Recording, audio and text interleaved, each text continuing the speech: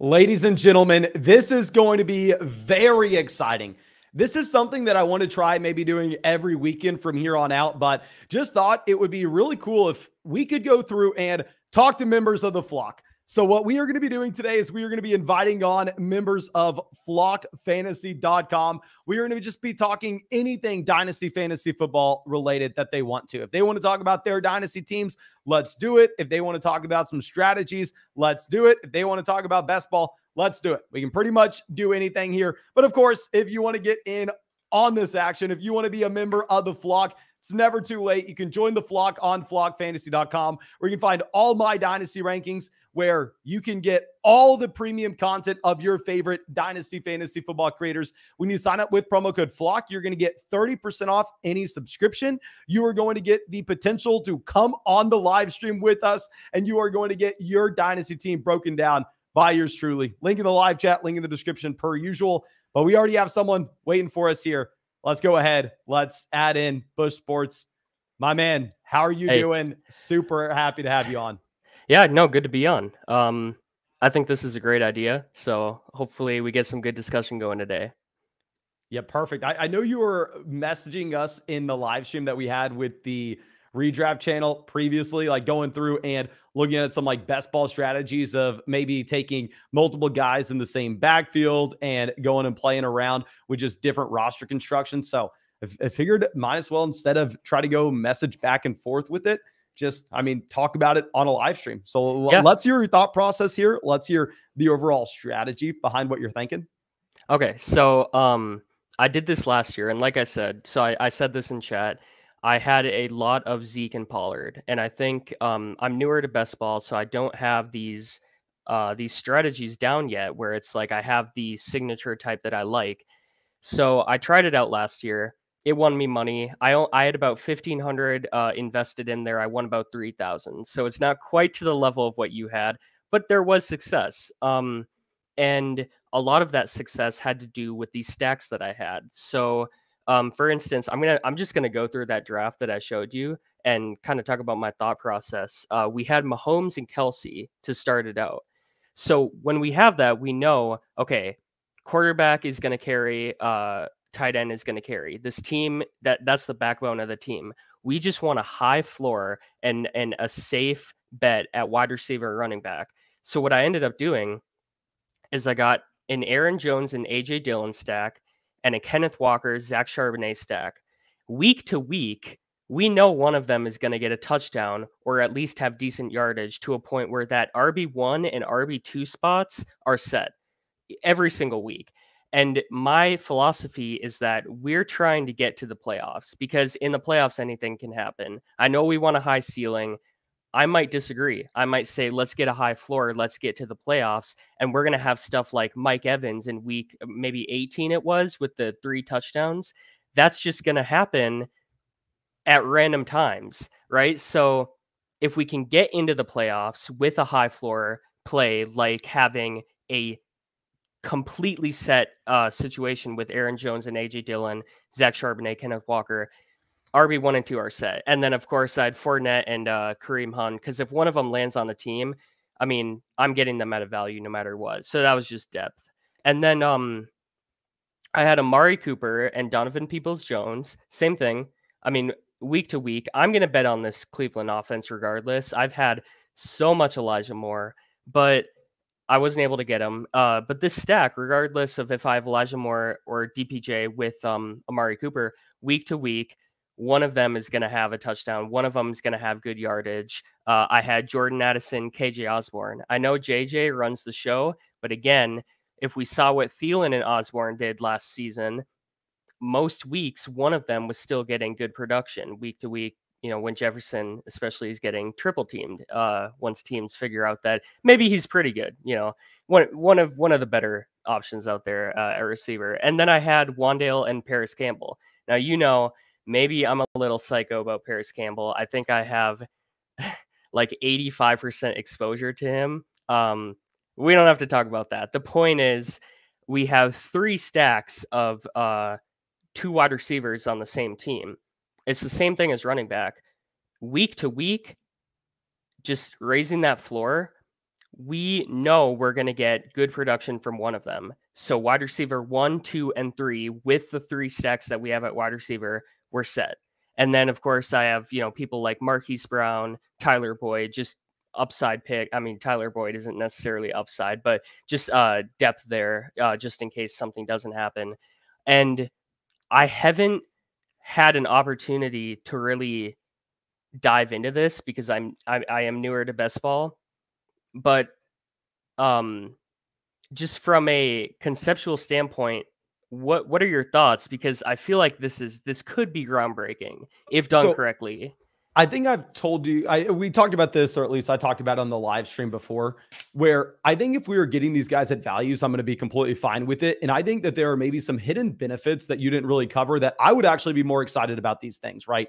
Because my objective, if we're going to go hop in like an underdog best ball draft, right, is I want to make sure that we are getting to the playoffs and have access to someone maybe at low ownership with an elite ceiling, right? Yep. So if you're going through and looking at it, in my mind, say we were to pair up Aaron Jones, AJ Dillon from the same backfield, right? And nobody else in that best ball tournament is going to do the same thing because everybody's going to go, okay, well, handcuffing your running backs is bad.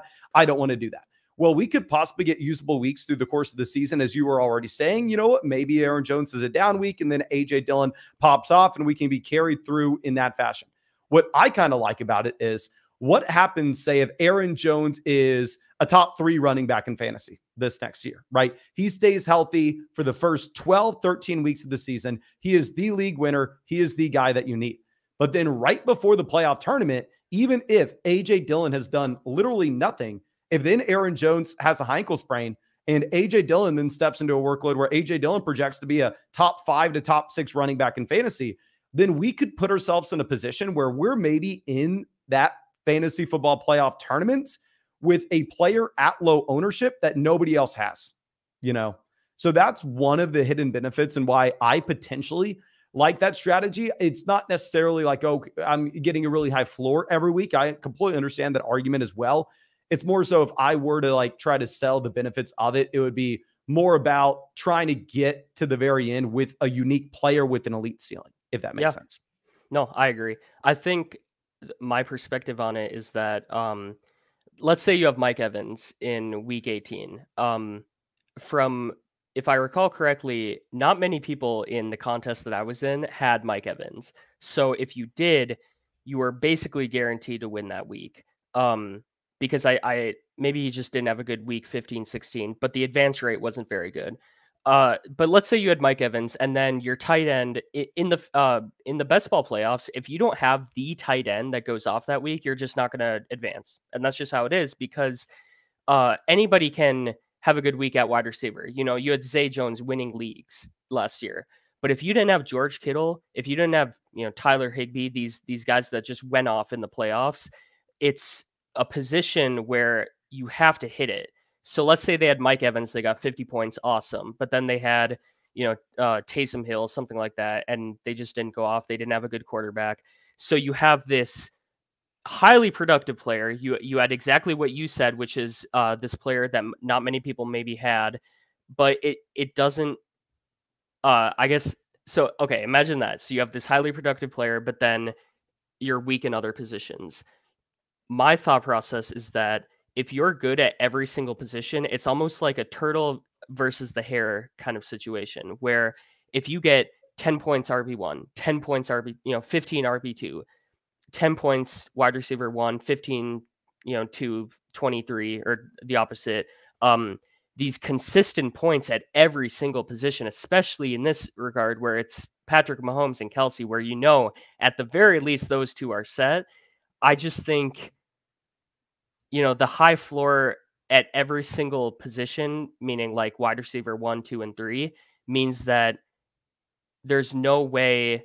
I guess it means that no matter what happens, no matter if you don't have the player, you don't have the Mike Evans in week 18, you still can compete with them because you don't have to worry about having that bad performance in another position. And I guess that's it's a new thought. I literally just DM'd you maybe 30 minutes ago, so I could probably summarize it in a greater way, but I think you kind of get where I'm getting at with that.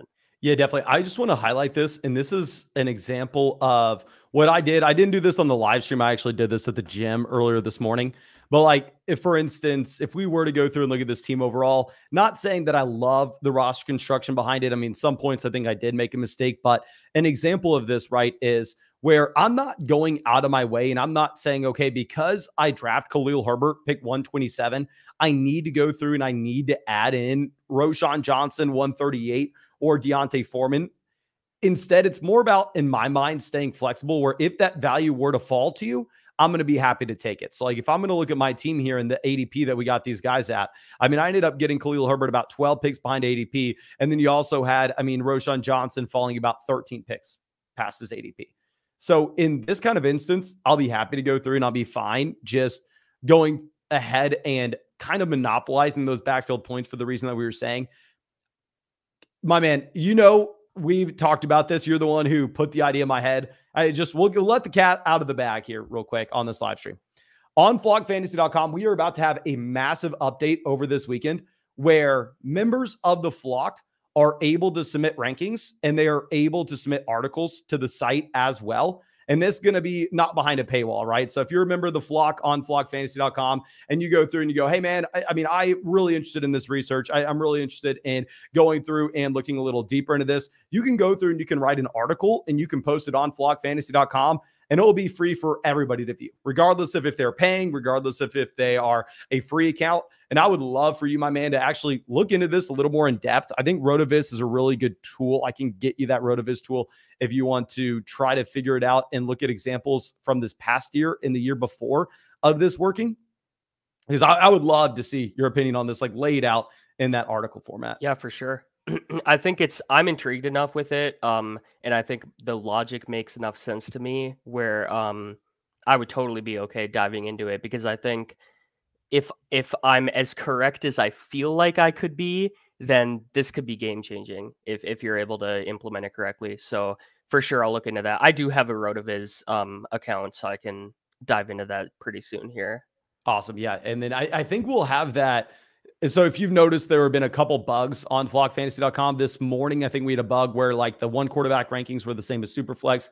And I think we had one more bug where like the articles were down for like 10 minutes yesterday. And the reason is because we're having this like massive overhaul and this massive update. Hopefully it is live by tomorrow night, to be able to go through and be able to submit. And it's not going to be like, I don't know if I've talked to you about this since, my man, but after talking to the other creators on the site, it's not going to be like anybody submits an article and it immediately gets published. It's going to be like we publish one a day. So we get 10 articles a day, we're going to choose the best one, and that's what goes on the site. You know what I mean? So there's going to be that filtering process where it's not like everything immediately gets published, but we're probably going to have like one community article a day. And real quick, let me first give a little explanation of what's going on here, because I know we haven't done this before. So if you are on flockfantasy.com, if you remember the flock and have access to Discord, you should be able to see that we have the live interview tab that I just added in under the Mason Flock. I went through and I put the link to join here in that section. So if you want to go ahead, if you want to hop in here, I didn't want to send it out on YouTube because I didn't want any sickos just randomly jumping in here. I feel like if it's only members of the flock, we should have some pretty good interactions. We should have some pretty good people hopping in. Just make sure your microphone's good. And one thing that I need to ask from you, my friend, is can you go over to the site real quick and pull up my rookie rankings and find something you disagree with? Tell me what my worst rookie ranking is.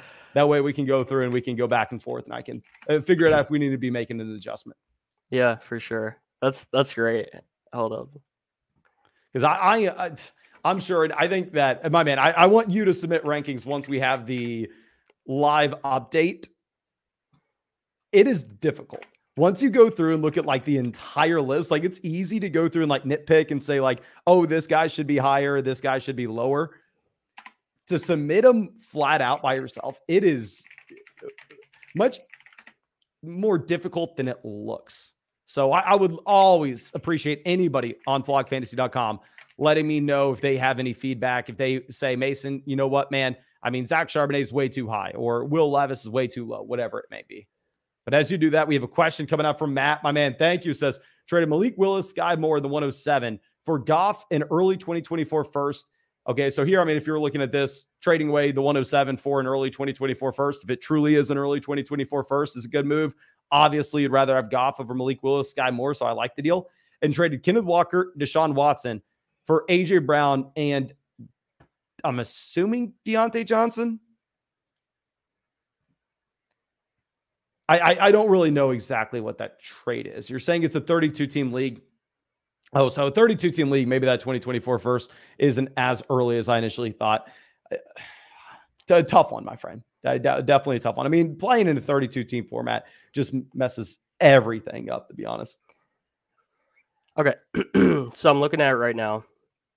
I assume, I don't know if, here. Okay, I can get just you. So you do have Addison over Johnston. I do agree with that. But I'm from Minnesota, so maybe. No, hey, I have Johnston over Addison. Maybe you're looking at the average rankings across the site. It says add my name and yeah. click the name to sort by my rankings. Oh, I see. Okay, yeah.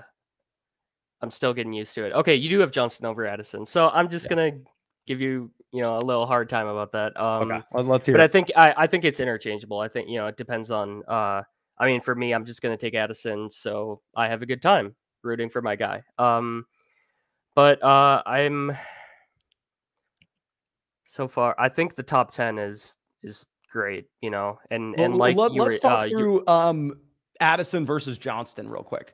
So I know you're saying obviously Minnesota fans, so maybe that's just skewing it a little bit here. But in terms of the landing spot, I'll agree. I think that you do have a good landing spot for Addison, but can we at least be on the same page that the Johnston landing spot's better? Oh, it's better. Yeah, no. Okay. I mean, especially, you have Kirk Cousins, who he's always going to put up great numbers, but and he's good for fantasy. You can argue all you want about real life, but he does funnel targets to his guys, especially because once you get to KJ Osborne, no one else is in that lining up at wide receiver. It's just not happening. So it's good for fantasy until next year, the year after that. And what do you do then? Because Minnesota has no future past 2024.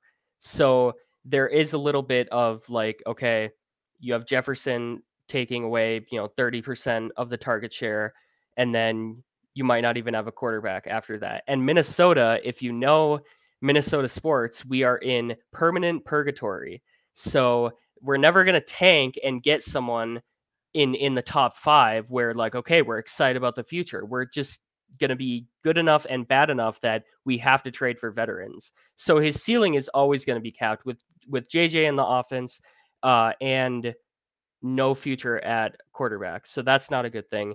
And then Quentin Johnston, I mean, you have Justin Herbert and then Keenan Allen, or, whatever is left of him, going to their retirement home in a couple years. So I agree. No, I think from an objective point of view, I think Quentin Johnston is the play at number 7. And then, yeah, I think down to 15, I like that. I think Roschon Johnson is good. I do like your opinion on him. You have you've had Khalil Herbert truthers for 2 years, but I think that there's a very real possibility that it's worst case scenario, a 3-way committee, best case scenario, they go with the rookie to see what he has, I think now let me find my guy. Let me see where you have my guy. Real quick, what do you think about Devon Achane? Because I have him down at 14, and I've seen a lot of people have him as high as like 10. Is this a running back when we just say the situation's so damn good that we have to be taking him in first round? Or I'm just so concerned about the size. Where have you been taking him in drafts? I haven't. You haven't? I just haven't. Yeah, no, I think the situation is better. So let's not pretend like this is a 1-for-1 comparison. But I was very high on Myles Gaskin 2 years ago. And I was like, okay, he owns that backfield. There's no one back there, and it's kind of the same situation this year where it's like, okay, is he really going to have a tough time getting above Jeff Wilson and Raheem Mostert? Not necessarily. And it is a high-powered offense, far better than it was 2 years ago. But the Dolphins finished the season, like 6-1 2 years ago. They had an incredible finish to the season. And I don't know if my memory is like notoriously bad. I was just talking about this in one of my leagues today, but I'm pretty sure Miles was just benched and not hurt during the last couple weeks, and he wasn't productive all year. So flash forward, he's a fine prospect, but for where he's going in drafts, I think you're baking in the price at the ranking you currently have. And if you're taking him above that, especially like you said, top 10, I mean, you're taking him above Dalton Kincaid, who, you know, you don't want to take a rookie tight end going into the league, but it's in a situation where in the range of outcomes, Kincaid is going to develop more often than not than Devin, and same with Will Levis. I mean, Will Levis, he's risky, but again, in the range of outcomes, if Levis hits, he could be, I mean, he could double, triple, quadruple his current value, which is nothing. Devin, best case scenario, okay, awesome. He goes off this year. Maybe he has a Pacheco type season, you know, 700, 800 yards. He's not going to own that backfield. He doesn't have the body type to be able to do a full workload. So he's capped in what he can do this year. Next year, let's say he keeps it. Okay. So you have 2 years of production. Awesome. I mean, you're taking him in the second round, but after that, he's not the long-term answer. You know, so with Levis, Dalton Kincaid, you don't necessarily feel good about it, but at the very least, best case scenario, you are getting a long-term option in Dynasty. And I And would my rather thing as take that. well with like the Miami backfield, I know you were talking about the best ball team earlier that you took Fournette and Hunt in.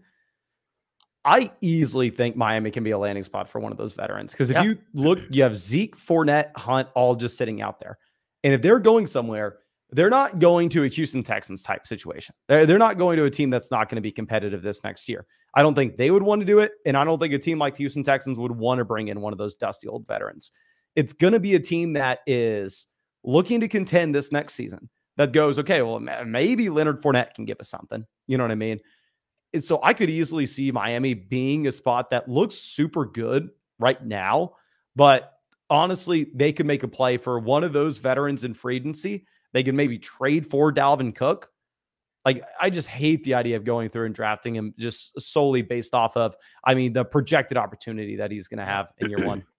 Yeah. And no, you're right. I mean, one injury, not even an injury necessarily, but let's say one of Jeff Wilson and Raheem Mostert gets injured. I think they look at that backfield and they're like, we don't have a guy that we can just run down to the ground on first and second down. They just don't right now. And Leonard Fournette can serve that purpose. Delvin Cook, if they want to trade for him. I know that the Vikings community is still pretty dead set on the Dolphins trading for him. So yeah, no, I haven't taken him once yet. I think if you're contending maybe, and you just need some production from running back. He's not gonna gain value. I don't think there is any way that Devin Achane gains value from where he currently is. But if you just need some production, I think it's not something that I would like dock you for if you want to take that option. So yeah, no, I think that's fine. I was gonna look though, and see where you got. Okay, so you have my guy, Mo Ibrahim at 46. So, I mean, he's worthless, but I love him. I love him. And it's not a good sign when I've never even heard of some of these guys down here, but because I get to Xavier Hutchinson, and he's my sister went to Iowa State, so he's okay, I'll grab him. I'll grab Mo Ibrahim, because at this point in the draft, we're not going for production. It's like, okay, I know these names. That's a good sign. Yeah. I mean, honestly, that low, I don't even have him ranked. That's like the average on the site, but my rankings for real are going to end with rookies that pick 172 overall in the startup. And yeah, he's not in the top like 175 for me in startup drafts. That's funny. Yeah. I like him, just the guy. But yeah, no, I think there's nothing egregious here. I typically agree with your rankings, and maybe it's just because I soak up information from other people very easily, and then it kind of influences my own ideas. But um, I think it's completely fine. I think maybe like if you want to take Tank Bigsby a little bit higher, um, just for the upside of an ETN injury, I think he could. I've been doing a little bit of that in best ball. So if you want to take him above, Yeah, put him above Marvin Marvin Mims. Mims, maybe. What's that? It's like put him above Marvin Mims, pretty much. Yeah, yeah. I mean, I wouldn't have him above anybody like Tajay or anyone else, but I do like him as a dart throw later on, especially because this time last year, I know things have changed, but it was easy to get excited about him in the past. So Okay, well, can we get real quick? We actually have someone else hopping on here. So I'm going to get one last thing from you. You have to correct one of my rankings. Okay. So go to the overall startup rankings. I'm going to have multiple bad rankings. Find one of them that I can go through and I can adjust. okay. There has to be somewhere that I'm way too high on a guy or way Oh, too low on a I guy. know who it is already, and I'm gonna find him. Let's see. I'm not gonna do overall. I'm just gonna do wide receivers because Okay. I know who I'm looking for. I do like how high you are on Jahan Dotson though. I agree. Yeah. Okay. Yeah. Elijah Moore. I Okay. think he's tied to Deshaun Watson for the foreseeable future. If you were playing fantasy football 2 years ago at the end of the season, you got a glimpse of what he had in him. And he was in the doghouse last year. I don't know what was happening last year, but the talent is there. So if I'm in a startup and I'm looking at Elijah Moore with this supposedly decent offense for once in Browns history, and it's between him, Mike Evans with nobody in Tampa, and he doesn't have much production left in him. I mean, he's had one of the most impressive streaks of 1,000-yard seasons I've ever seen. But between him and Elijah Moore, it's a no-brainer. DeAndre Hopkins, same deal. Mike Williams, I think that would be more difficult. But Deontay Johnson, I don't think the upside's there. I think there's far more upside with Elijah Moore, especially with their quarterback situation in Pittsburgh. Amari, I'm not gonna. I mean, I'm not gonna take Elijah over Amari Cooper, But I think you could make an argument for some of these guys up here, like if you're looking for upside, maybe even over like Christian Kirk. I think maybe is a little too high compared to him. You're gambling because we don't necessarily have the track record with him, but I saw the talent. I think last year was a fluke, and he's tied to a far better offense. I mean, I'm taking him everywhere. Like, let me pull up Underdog. My exposure 61% Elijah Moore. You are all in. So yeah, that's Well, that's the guy I think I would move up. love it, my man. You know, I really appreciate you. Thank you so much for coming on. And if there's anything I can do for you, please feel free to reach out to me and let me know. Yeah, for sure. Thanks for doing this. Of course. Now, thank you so much, my man. All right, later. See you. All right, let's go ahead and let's add in Smitty here. My man, how are you doing? Good. How are you, man? Pretty good. Pretty good. Microphone sounds good. Happy to have you on. Yeah. AirPod Pros are they're doing good. So awesome. Well, we have to get you to come out here and clown on me some way. There has to be something. Anything you disagree on. Maybe you're a big Justin Fields fan, and maybe Trey Lance is horrible. You gotta let me hear it. Well, I'm kind of disappointed that you're not even higher on Bijan Robinson, to be honest with you. I don't know. Oh, I was thinking about it. Former Texas fan. I'm not gonna lie. I've been daydreaming, right? I obviously daydream like everybody else. And a daydream I've been having lately is I'm going to one day come up with the perfect Instagram DM to send Bijan Robinson and try to get him on the show. Okay.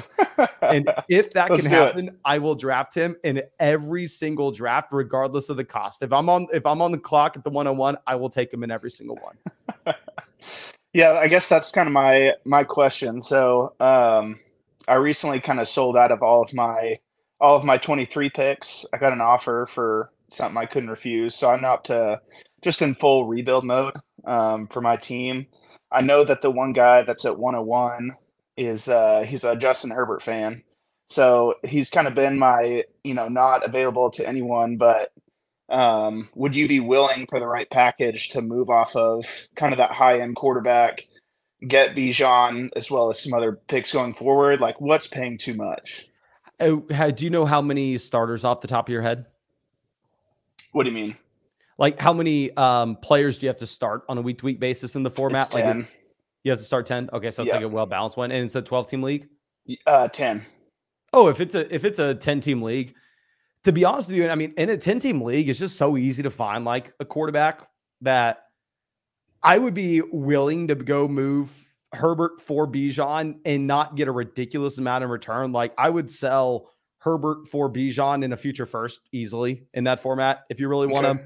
I mean, right now, of course, like my Superflex rankings on the site are for 12-team leagues, but I have Herbert at 5. I have Bijan at 9. So, I mean, they're already relatively close for me. Obviously, it's difficult to move off of like quarterback that gives you an extremely high floor and ceiling. I mean, for the next 5 years, you know? Right. But I mean, I think if you were like, what other quarterbacks do you have on the roster? Not much. So it's Jimmy G and Trey Lance right now. Oh, okay. Well, you probably don't want to make that deal until we figure out what's going on with Lance. Yeah. So right now I've got 5 picks in next year's first round. So I'm like, I'm kind of like pushing to all in for next year's class, which I'm sure is what a lot of people like to do. Moving in, just the next year is always better, but just kind of trying to figure out what direction to go with it. So yeah, to be honest, if you're like playing for 2024, I probably wouldn't look to move off of Herbert for Bijan because I mean, in reality, like worst case scenario, what has to happen for Justin Herbert for him to lose value? Like the man can't lose value, you know? Yeah, true. Like, so if we're just like looking for stable assets, and obviously, I mean, the timeline of his production is really not going to change too much either. You pretty much just have him locked and loaded for the foreseeable future. Right. So yeah, I would be completely fine just building around Herbert and holding him there. Okay. How do you feel about Javonte Williams right now? It's difficult. I mean, let me pull up my rankings on the site. So if I'm looking at Javonte, I currently have him. I mean, at 69 overall, if I'm just looking at running backs, I have him at 16. The thing is, if like we were going to try to go and build around Javonte Williams, it's just, there's no real reason to do it right now. Like, especially in like best ball underdog drafts as well. What I've been seeing is like, historically speaking, those players that have significant injuries going to a season that we know they're not going to start right away, right? Like, I don't think anybody expects Javonte Williams to be back until like week 6, week 7. So if you did like Javonte Williams, I just think it's a better play to be trying to trade for him in like week 1, week 2, or maybe even right before the season. Because we tell ourselves every single year, like, okay, we're not going to overreact to what's going on at the moment. We're going to take a step back. We're going to try to look at like the long career trajectory of a guy. And it's easy to do that whenever we're in May. But once we get to like August and September, it seems like that thought process always goes out the mind of dynasty owners. So I think if like you were looking at Javonte Williams, it's probably like selling him now would be fine. Like if I could sell Javonte Williams and go get like Damian Pierce, I'm definitely doing it, you know, like after this NFL draft. But in terms of buying him, I would probably rather look to try to buy Javonte Williams like at the beginning of this year. Okay. Yeah, I have him on my roster, so I'm just kind of I'm stuck in limbo because I don't think his value is super high. Like he's already been traded like 3 times this offseason. It was just kind of a little bonus to a trade that I was part of, but yeah, just kind of curious what your outlook on him is for the next couple of years. What did you trade for him? So I traded all of my picks this year, so 2023, the 102, 205, and 308 for 2 picks next year, Javonte Williams, 2 first-round picks next year, 2 second-round thank picks. God. I thought you traded the 102 Williams, for Javonte Williams, my man. I was gonna have to tear into you here. No, man, I'm not that dumb. Okay, well, yeah, I mean, just selling like the 102 for 2 future firsts and to get Javonte for free is a pretty good move. Yeah. Like if you got him at that price point, like it was really only upside, you know? Right. Yeah. Good deal, man. Well, that's awesome. Do you have any pressing questions you want to ask me? Anything that I need to improve on? Not off the top of my head. If I think of something, I'll let you know. Awesome. Well, thank you so much, my man. It looks like we have someone else waiting here, so I'm going to get him on. But thank you. Really do appreciate you. And as always, my man, please let me know if there's anything I can do for you. All right, man. See ya. Awesome. Thank you. All right, let's go ahead and let's get Nicholas up here. My man, how you doing? Okay, lagging a bit. I don't know if I can hear you. I don't know if your microphone's on or not.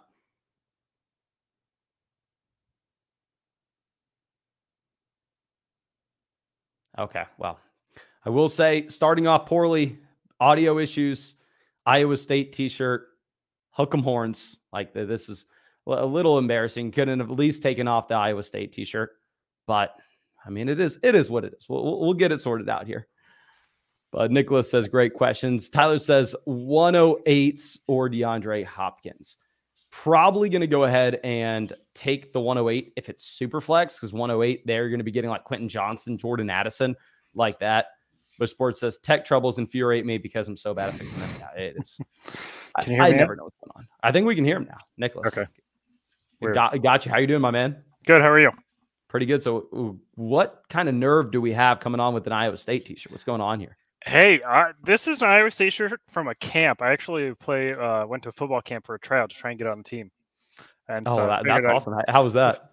It was good. It was a lot of fun. So I didn't make it, unfortunately, but it was still a lot of fun, and it was worth it. It was a good experience. Yeah, I mean, that's a cool story to have, definitely. Getting a tour and seeing the weight room, all that stuff, some of the players. It was a lot of fun. And it was actually at the same time when Montgomery and Lazard were there. Oh, really? Yeah, it was cool. That's awesome. Well, thank you for being a member of the flock, my man, and thank you for coming on. Anything in particular you want to talk about? Just in general, I'm actually in your flock community 8 right now. We got a draft going on currently. So, oh, you have a draft? You want to pull up the draft? Yeah. So I actually traded for the 1.03, and then I was able to get Bryce Young with that. Anthony Richardson went number 2. Awesome. Well, hey, shoot me over either the draft or you can share it on StreamYard. Either just DM it to me on Discord and I can show it from there, or share it on Discord and we can go through and we can look at it. Okay. Yeah, let's see here. Bush says Iowa State's a good school, though. They've been pumping out some studs lately. They have had some good draft picks lately. I mean, Brock Purdy, I mean, everyone seems to be iffy on him. I don't know how you stand on him. Or are you? So I'm assuming you're a big Purdy guy? I'm not as high as him as like a bunch of 49ers fans are, but I do like him. So It was a pleasant surprise. You know, it was fun watching him and seeing how good he did. Yeah. I mean, it's nice if it's like, if you are looking at Brock Purdy, he just coming from nowhere. It's like only upside. You know what I mean? Yeah. Like, I mean, there's no risk. He's cheap contract. Yeah. And that's one thing that I've noticed. Like, if I'm talking to any 49ers fan, I'm a Lance guy, right? Yeah. But every 49ers fan I talk to, they're all in on Purdy. Like, they want nothing to do with Lance. They're already out on Lance. They're saying Brock Purdy is the guy. That's funny. Let me send you this DM here quick. JCM Freak says Purdy is the best quarterback in the league easily. A Wright says, yes, sir. Roll clones live from Jeffrey. I believe that's what it is. I'm unsure, but were you able to shoot me over that draft on Discord? Yeah. Yep. I just sent you a screenshot of the draft. Oh, okay. Perfect. Let me go ahead and let me pull this up real quick. There's actually been some surprising picks there. So I'm currently trying to see if I can get a trade up for 1.09 or 110, but waiting to see what happens there. Okay, here we go. Okay, so it looks pretty standard in general outside of Kincaid going at 7. Like, what's going on with Dalton Kincaid going at 7? Is this like an extreme tight end premium format? Yeah, it's 1.5 is all. Oh, that's it? Yeah. And then also Zay Flowers going ahead of Johnson and Addison. So you're saying you could trade up to pick 9 or pick 10 and get either Johnston or Addison? That's my goal. Yeah, that's what I'm trying to do. Did you? What offer did you send out in general? I know Zach is brutal to play with, my man. I mean, Zach is a damn good dynasty. I'm trying to. So I sent Zach Miles Sanders 2.08 and 3.06 for. Wait, so you sent him Miles Sanders 3.06 and 2.08.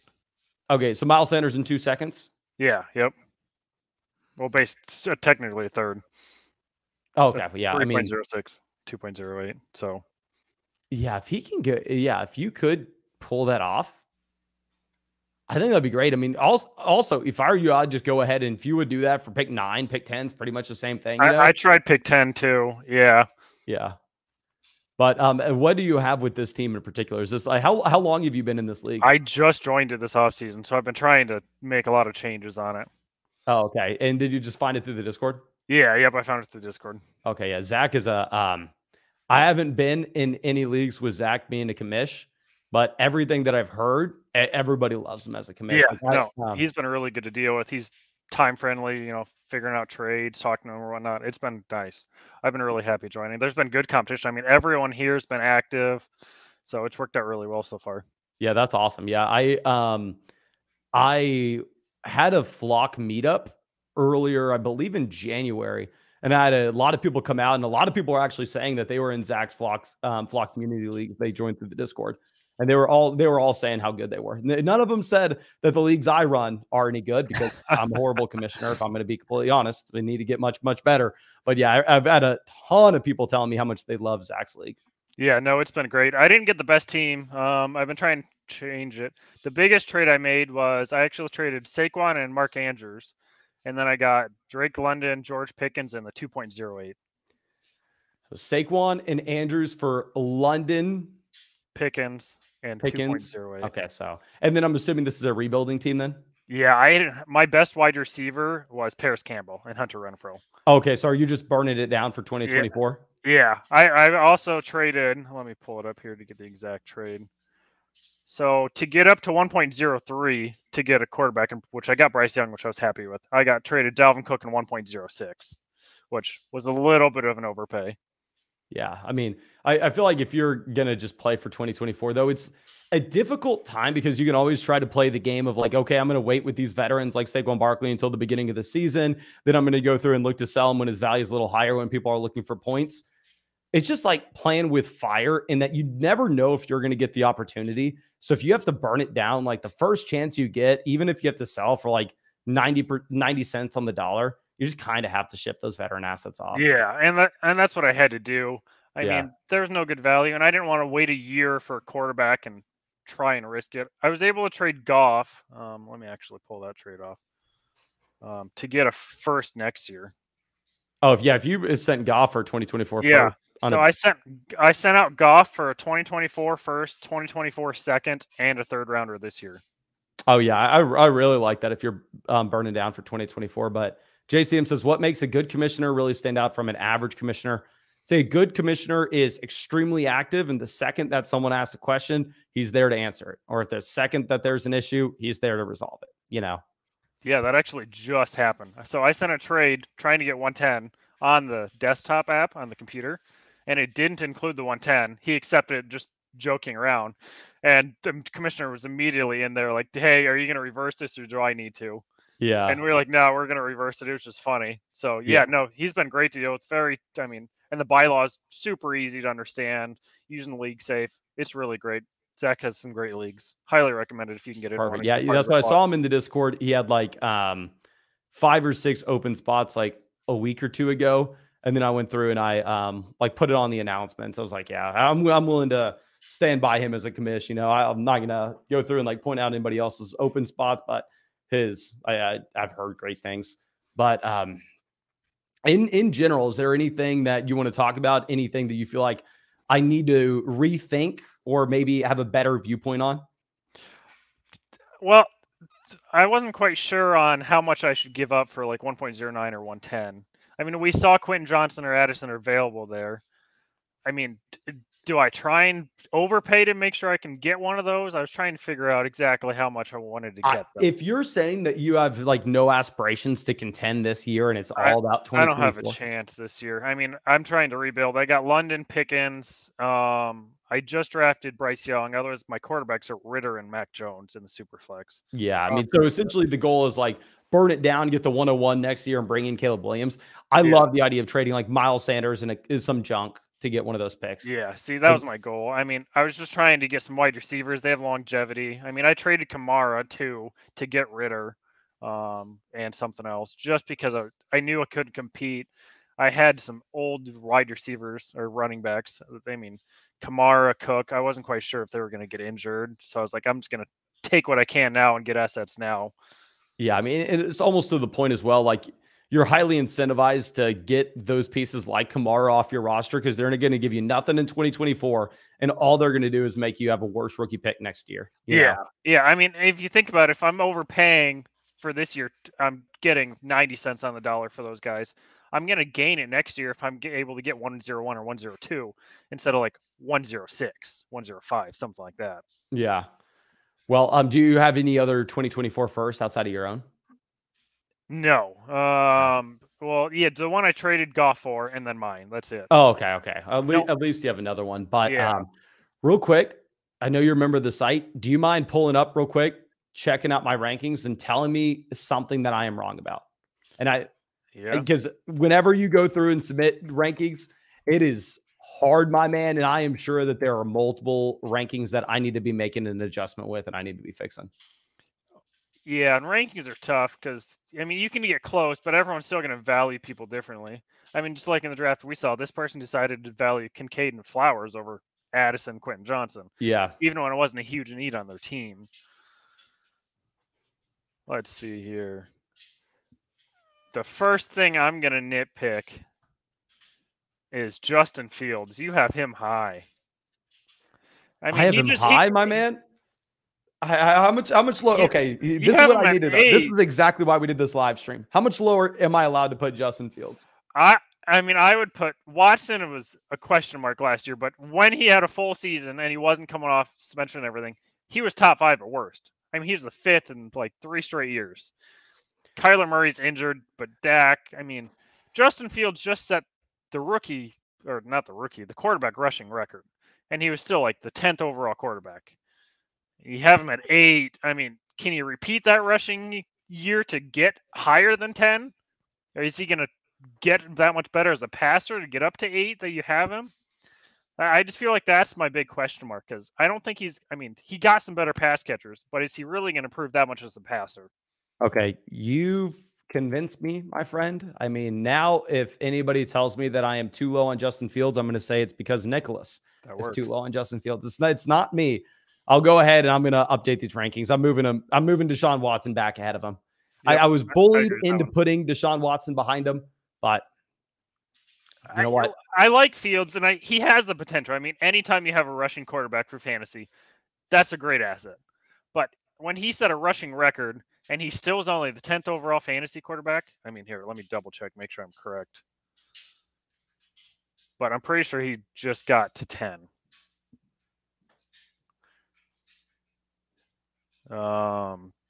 Okay, so in one league he was 10, and another league was 7. So you got slightly different scoring for him.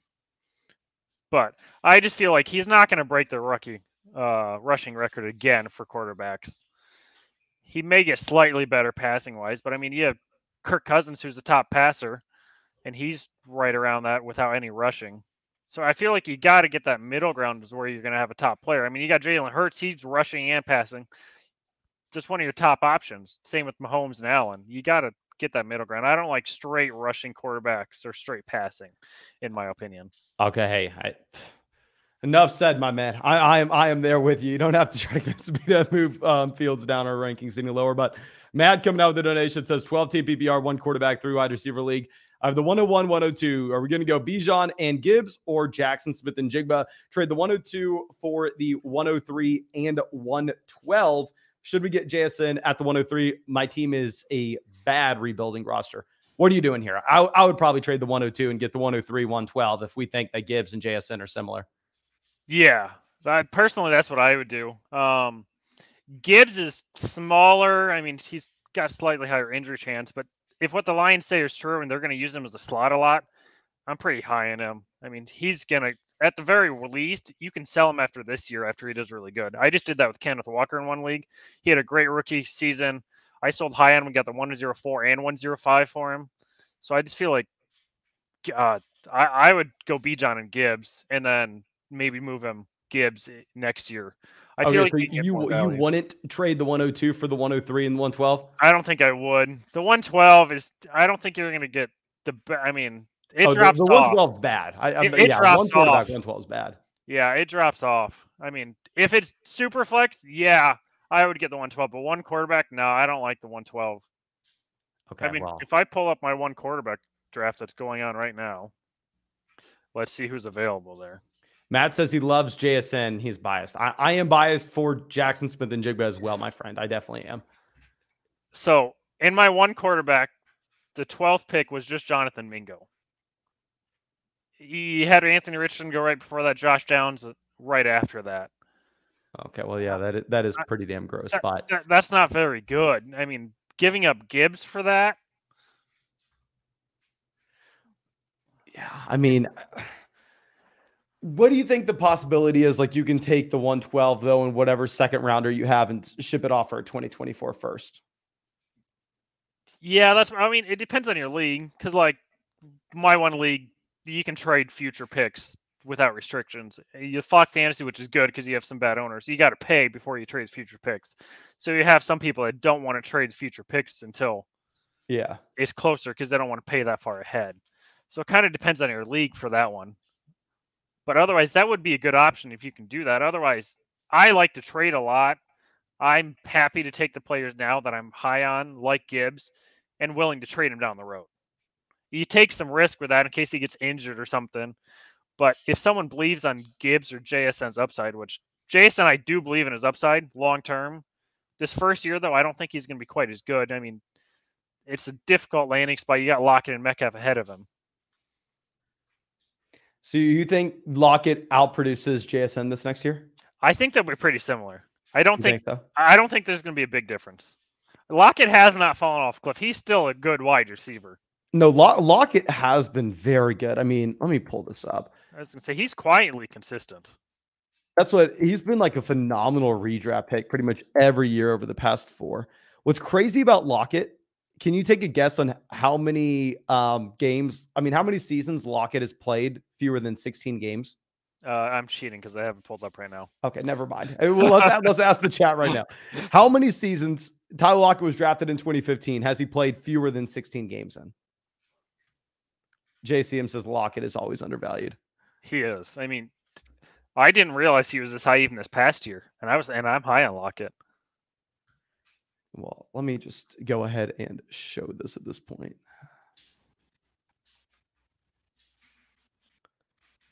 Yeah, most people know one season.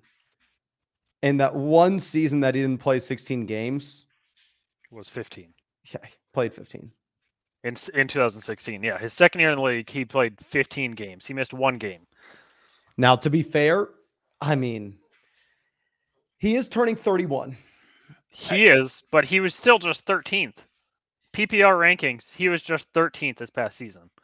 Is that from a per game standpoint or from a totals? He's actually scored one thing that I did not expect at all. He is scoring way more touchdowns than I would think. 10, 8, 10, 8, 9. Yeah, you're right. That's the biggest surprise for me pulling that up. Yeah, I still think it's JSN. Maybe I'm biased. I think JSN laps him. I think this is the year Lockett falls off. Even if looking at that stat line, maybe it doesn't look likely. I think they're going to be pretty close. I think it'll be pretty complimentary. I think you're still going to have Metcalf up top. Lockett, I think, is going to drop to the 25 range. I think you'll have JSN in the 25 to 30 range, kind of close to him. But there's no way. I mean, it's Pete Carroll. They just drafted Zach Charbonnet. You've got Kenneth Walker. They're going to run the ball too. So it's tough to see if they're going to be able to get 3 good fantasy wide receivers out of that and the running backs or not. Yeah. It's an offense that I'm going to be it's going to be fun to watch and see what they do. Because I don't think anyone expected the Zach Charbonnet pick. Are you a big Geno guy? No. I like Geno. He did great this past season. I'm a little skeptical if he can replicate it. They gave him a good contract because they didn't really have any good options. I'm not super high on him though. That's what I'm right there with you. But the thing, like my issue with Geno Smith, right, is if I'm pulling this up here, this is a quarterback that was drafted in 2013. You're really going to tell me that it has taken a decade for Geno Smith to put it together? Like, you know what I mean? Yeah, I mean that just doesn't happen. Outside of his first 2 years with the Jets, he's played 5 games. That's the most he's played until this past season in Seattle. It's 5 games. He played 5 games in 2021 for Seattle, 5 games for the Chargers in 2018 before the collapse with the Yeah, Yeah, and if you're looking at the pass attempts as well, he had 0 seasons with 100 pass attempts since before his second year with the Jets back in 2014. 2014, for reference, is yeah, Odell Beckham Jr.'s rookie season. yeah. I mean, it just doesn't. That just doesn't seem. I just don't see how we can replicate it. Yeah, I could be wrong. I mean, everyone was wrong on him last year. No one expected that. I mean, yeah. I don't even think Seattle expected it. Oh no, hell no! Seattle didn't expect it. I think they looked around as it was happening, going, "Oh my gosh!" That first game that he played, oh, I forget who they played, but he was making some great throws on the move. I mean, I was impressed. I was watching that going, who the hell am I watching? I Yeah, did not think it was Geno Smith. So no, I mean he's 32. He's getting older. I think it was a 1-year wonder for the most part. it was really cool though, in that like the NFL had set it up perfectly that it was first game of the year to Denver. have Russ going back to Seattle, and then just like I wonder how different Russell Wilson's entire season would have been if he would have won that game. Yeah, that's tough to tell. I'm sure you saw the TikTok of the Russell Wilson touchdowns for his toilets in his house. Oh yeah, no, that I mean, was pretty good. the fact that went on that long for Russell Wilson was just crazy. Yeah, no. I mean, you could make an argument that he was like the worst starting quarterback in the NFL last year, but I do wonder, like, to what extent it was like more mental issues than anything for Russ, and that he was just the laughing stock of the entire league. It was bad. I mean, the players, all the fans. I mean, he had no support. It seemed like it didn't even seem like he had a lot of support in his locker room. I mean, you got Peyton coming in, kicking out his coaches too. It'll be interesting to see what happens with him this year. Yeah, I mean, I didn't like the Denver Broncos last year. Like I thought Cortland Sutton was like the most overrated guy ever. But to be fair to Russ last year, he did like have everything go wrong pretty much. Like Javonte injured at the very beginning of the season. Sutton misses some time. Judy misses some time. Patrick misses the entire year. Hamler misses over half the season. There are times like where the wide receiver 5 on the rosters, the wide receiver 2, Albert O, is absolutely nothing, Yeah, I'll give you credit there. He didn't have much support. I mean, everything just collapsed on him. So that's why I'm really curious to see what happens this season. You got a coaching upgrade for sure. I mean, no one's going to debate that. That's what I saw. Someone told us said in the live chat that I had Russ too high in my Superflex rankings. We can go ahead and pull him up. I mean, I was below the market on him last year, but I feel like the situation this next year is just going to be so much better. You have Jordan Love above him and Trey Lance, Kenny Pickett, Geno. I wouldn't have Russell Wilson above Kirk Cousins personally, but Kirk is getting older. Yeah. What's the age gap between these two guys? I don't actually know. That's a good question. Russell Wilson, age 34, turning 35. Kirk is 34, turning 35 in August. Okay, so they're the same? Yep. How much longer can Kirk Cousins, how much longer are they tied to that contract? Because one reason I have Russ pretty high up in the Dynasty rankings is just because they have no shot to get out of that contract. Like, for better or worse, they're tied to Russell Wilson for a very long time. Longer than Kirk. Kirk, they're tied to him for 2 years, I believe. Let me pull up his contract here. I just pulled it up, and this is the last season Kirk's under contract. Oh, you're right. I thought he had one more season. I mean, it looks like maybe this is a player. What kind of option is this? It looks like it's an option. There's void years after. So the dead cap, according to Spotrac, for Kirk Cousins in 2024 is still $28.5 million. Okay. Why is that highlighted? Like, it says void. Yeah. So when they restructured his contract, they added on those 4 void years. And I'm not a cap expert for the NFL. I understand it pretty well, but I don't quite understand how all the void years work. I mean, that's a thing that hasn't really happened since, past couple of years is really when it started. You had Sean Payton with Taysom Hill. That was like the first contract where we saw these void years pop in. Well, real quick, we have a massive dono coming out from Jackson. My man, thank you, says 12-team Superflex. Lance and Love traded the 106 and a second for the 103. Should I have my choice of the quarterbacks? We're thinking Young for stability. Personally, I'm going Young. If it's a 4-point passing touchdown format, and it's like a 10-team league, then I'm fine going with the upside of Anthony Richardson, who obviously has a higher ceiling than Young, given the rushing upside. But first off, like the trade, if we really wanted a quarterback, I think I go Young, Richardson, kind of back to back. Where are you on that? Who do you have So ahead between this the is two? funny because I'm in a 12-team superflex. I just traded the 106 and Dalvin Cook for the 103. I drafted Young. He was there. I like Young. You got with Superflex, I'm going to agree with you. I've seen your statement on this before. With Superflex, I want the high floor compared to the high ceiling. You've got unless you have already like a top quarterback like a Hurts or Allen, the high floor is nice to have. I mean, especially Trey Lance and Jordan Love. You got two quarterbacks that, I mean, you're high on Trey Lance. There's question marks there. You don't know what's going to happen. I just feel like Young with the stability, that's a safer bet. I like that trade, though. I do like that trade. Yeah. I mean, I do think that, like, if you need a quarterback, it's a very reasonable price. I could see it making sense for the other party as well, right? Like, if you're sitting at the 103 and you have like Allen and Burrow, and you're like, well, what the hell am I supposed to do? I don't want to sit here and take Bryce Young. Move back, get either Gibbs or JSN and some future draft capital. I think it's a trade that probably makes sense for both parties. But I think I'm probably going to cut the live stream here. My man, thank you so much for coming on. I appreciate it. Yeah, really do appreciate you. And what do you think? I'm not only going to ask you this, but everybody in the live chat. Should this be something we do often going forward? Like, I don't know. I think if you're having flock guys, you're going to have people come and critique your rankings. That gives you a good chance to have some discourse that you can't usually have, get some other opinions to change your rankings. I mean, I could be wrong with the fields, but any more opinions you can get, I think, is nice, especially because then you got the chat input too. I like it. I think it worked well. Awesome. Well, it looks like everybody in the chat agrees with you. Thank you so much, my man. Really do appreciate you. And yeah, have a great weekend. Yeah, you too. Take care. See you, man. Okay. Well, I think that went well. Of course, thank you so much, everybody hanging out with us. And as always, I have nothing to say. Have a great weekend, guys. Really do appreciate you. I really hope you have a great night. I mean, it's never too late to join the flock. If you want to head over to flockfantasy.com, you can find that link in the description, link in the comment section. We'll be doing this probably every weekend. I don't want to lock ourselves into Saturday, but every Saturday, Sunday going forward. But I'm probably going to spend the next 3 or 4 hours packaging up shirts and getting thank you letters ready for everybody on flockfantasy.com. But thank you so much, everybody. Really do appreciate y'all. Really hope that you have a great day, and really hope that we get to see you out with a video sometime soon.